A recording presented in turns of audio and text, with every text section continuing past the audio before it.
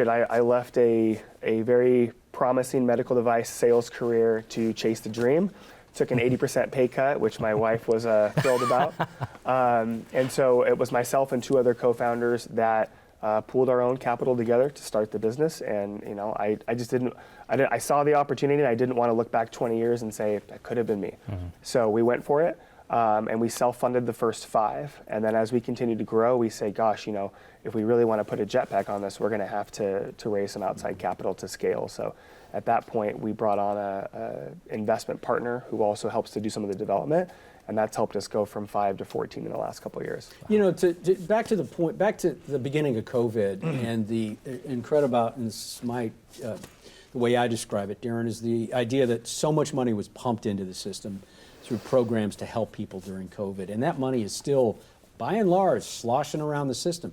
Does that make it easier for you to do another round and another raise and to ask people for money? Do you feel like it's easier now than it would have been pre-2020? I don't know if that was, potentially yes. I will say that during COVID, that was actually a very beneficial time for us because of the nature of our business. So I feel bad for cafes that were walk-in only, because that was tough during a lot of the regulations. For us being a takeaway business, not only were we set up in the right manner, but also, frankly, people want to get out of the house and see a different face and talk to someone else, another human, and build a relationship, which is what we're about. So I think that was a nice launching pad for us to continue to go. But also the coffee business has been recession-proof for the last 20 some odd years in the drive-thru space. So a lot of other things have turned down, but whatever your vice is to get you through the day, whether it's coffee or an energy drink or something of that nature, people are usually willing to go for that. Do you still have easy access to capital? We do, yeah, we do. And trying to be very measured in how we raise that. My pockets are not as deep as our investment partners, so the more they invest, the more dilution I take.